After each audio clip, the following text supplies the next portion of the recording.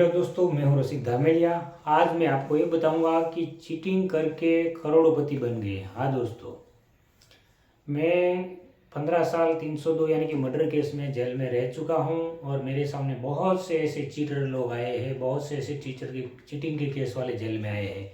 तो मैंने बहुत से ऐसे केस स्टडी किए हैं, तो मैंने देखा है कि करोड़ों का चीटिंग में लोग आए हैं। तो मैं आपको दो एग्जांपल बताता हूँ। एक साड़ी का केस था सूरत का, तो उसमें वो 10 करोड़ का चीटिंग करके 3 जन आए थे। उसमें एक दलाल भी था, 2 उसमें पार्टनर थे।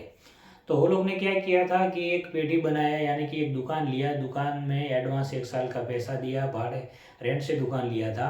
1 साल का उसने एडवांस दे दिया था, 40,000 जैसा महीने का भाड़ा था।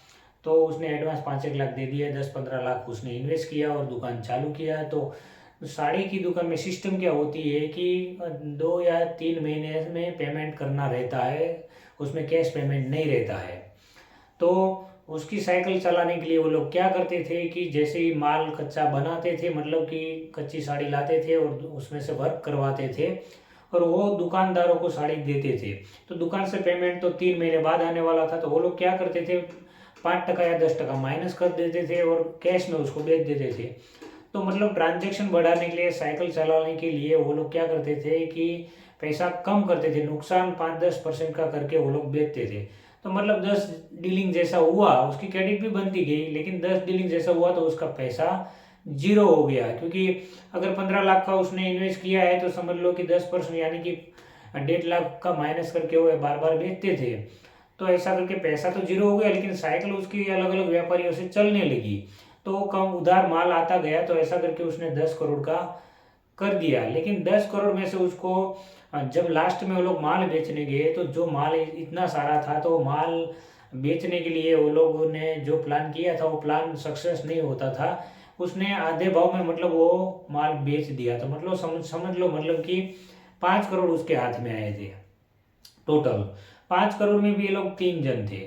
3 जन थे, तो मतलब वो ये लोग ने जब वो लोग ऐसा मतलब चीटिंग करके दुकान से भाग गए, तब उसके पीछे पुलिस थी। तो भागने में वो लोग ने कितना पैसा खर्च कर दिया। उसके बाद वो लोग जब पकड़ाए तब पुलिस स्टेशन में खर्चा हो गया, फिर जेल में भी इतना खर्चा हो गया, उसके बाद वकीलों का भी इतना खर्चा हो गया।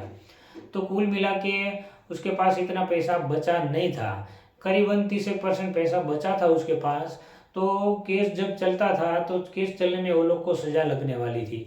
तो फिर क्या किया कि जो भी फरियादी पार्टी थी, उसमें 3-4 फरियादी पार्टी थी, सबके साथ 20% 30% ऐसा उसके साथ कंप्रोमाइज किया। तो लास्ट में उसके पास कुछ ज़्यादा बचा नहीं, बचा खाली जो बेइज्जती हुई वो उसकी बची, समझ लो। तो चीटिंग के केस में उसके पास बचा नहीं ऐसा कुछ। और एक जमीन का केस था। जमीन के केस में क्या हुआ, 450 करोड़ का वो आदमी चीटिंग करके जेल में हमारे सामने हमारे साथ में बैठता था। फिर वो हमसे रोज बातचीत करता था, तो उसने सब बात बताई कि ये 450 करोड़ का घोटाला नहीं है, इतना बड़ा चीटिंग है ही नहीं। लोग ने ब्याज पे ब्याज लगा के ये सब मतलब फिगर बताया है। एक्चुअली में 150 करोड़ लोगों का मूल कीमत है। 150 करोड़ का किया था जरूर, लेकिन उसमें मैं लोगों को 3% 5% सबको देता था बार बार, जो लोग मेरे में इन्वेस्ट करते थे। तो उसको मैं इंटरेस्ट लगा के वो लोग को वापस दे देता था महीने 2 महीने में। ऐसा करके उसमें भी मेरे को बहुत नुकसान हुआ। तो कुल मिला के उसको आधा जैसा नुकसान हो गया था, क्योंकि उसने बड़ी ऑफिस ही किया था, मर्सिडीज सब, BMW सब गाड़ियाँ भी वो रखता था और सिक्योरिटी भी रखता था। ऐसा दिखावा करता था लोगों को। तो उसके पास भी मतलब 60-70 करोड़ बचे थे जब वो वांटेड हुआ, मतलब उसके पीछे कंप्लेन होने लगी। फिर वो भाग गया। भागने के बाद जब वो बहुत सारे राज्य, मतलब अच्छी अच्छी होटलें मतलब रुकता था वो वांटेड में, तो उसमें खर्च हो गए। उसके बाद वो जब पकड़ा है तो पुलिस स्टेशन में, फिर जेल में, फिर वकीलों में बहुत खर्चा हो गया। खर्चा होने के बाद भी उसके पास पैसा तो बचा था जरूर थोड़ा बहुत, लेकिन बाहर लोग उसका इंतजार करते थे। जैसे बाहर आवे, 1-2 पार्टी तो बाहर ऐसे इंतजार करती थी कि हमको पैसा नहीं चाहिए, हम उसको मार ही डालेंगे। तो वो टाइम पे जेलर अच्छे थे, तो जेलर के साथ उसने थोड़ा सेटिंग किया कि भाई सब ऐसा है, मैं मुझे मार डालने वाले लोग बाहर हैं, तो मुझे रात को छोड़िए। तो जेलर साहब ने सेटिंग करके उसको रात को जमानत पे छोड़ा था। तो आज भी मतलब वो घर पे नहीं जाता है, मतलब वो अपने राज्य में भी शायद नहीं है, वो बाहर के राज्य या बाहर चला गया है, लेकिन वो लाइफ टाइम अपने घर पे नहीं आएगा। अगर उसको आना है तो ये सबको पैसा चुकाना पड़ेगा। तो चीटिंग में ऐसा होता है ज़्यादातर, मोस्ट ऑफ केसों में मैंने देखा है कि ऐसा ही हुआ है। और बहुत 1% में ऐसा हुआ है कि ये साड़ी के जो केस में है वो केस में उसने चीटिंग किया है, तो पुलिस स्टेशन में या भागने में या फिर जेल में या वकीलों में बहुत कम खर्चा किया है। ऐसा बहुत कम केस है कि उसने फिर कंप्रोमाइज में भी बहुत कम पैसे दिए और उसने पैसे बचाए हैं। ऐसे बहुत कम केस मैंने देखे, मतलब 1% भी शायद हो सकता है, उससे भी कम हो सकता है। तो ये दोनों केस में ऐसा मैंने प्रैक्टिकली देखा है कि ऐसा ऐसा हुआ है। तो चीटिंग केस में बहुत ही कम लोग वो पैसा हजम कर सकते हैं, बाकी किसी का काम नहीं है। क्योंकि बस चीटिंग करने में आपको दिखावा करना पड़ता है, दिखावा करने के लिए खर्चा करना पड़ता है, खर्चा करने के बाद भी आपने चीटिंग किया तो 50% बचता है, उसमें भी जेल, कोर्ट, वकील, ये सब का पैसा खर्च हो जाता है। तो सबको कुल मिला के आप उसमें से पूरा पैसा बचा के निकल नहीं सकते हो।